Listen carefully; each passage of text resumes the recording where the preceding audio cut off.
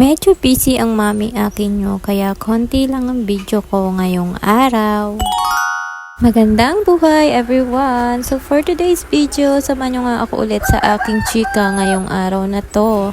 Pagkaalis naman ni Ate Ayin ay heto at nagsimula na naman tayo ng trabahong bahay guys, at kakatapos ko lang dyan magwalis ng bahay at eto naman, pinagpabalik ko sa mga lagay itong mga hinugasan kong pinggan. Maaga nga rin akong nag-asikaso dito sa bahay at ako nga pala ay aalis. Ako nga pala guys ay kumuha ng barangay clearance at business permit dito sa aming barangay hall. And shoutout po sa nandito sa barangay hall. Maraming thank you po. At pagkatapos naman guys ay pumunta ako ng San Pablo. At eto nga pala ay San Pablo Lake or Sampaloc Lake kung tawagin dito sa amin. So, naglakad-lakad lang kami dyan at may pinuntahan din kami. Kasama na din ang pasyal at ang sarap magtambay dito. Sobrang mahangin at mapuno. At madaming mga tao dito guys na nagtatambay din at namamasyal, namamahinga. So, may kasama nga pala ako kong kaibigan ko.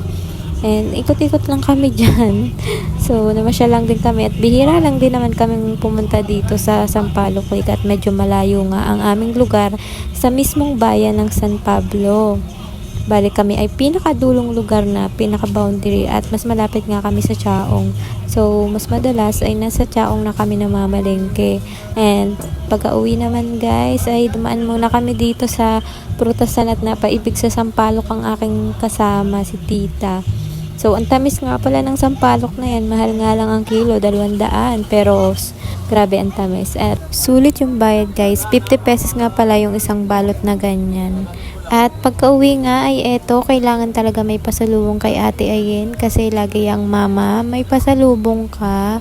So, eto guys, hanggang dito na lang muna. Thank you for watching. Bye-bye!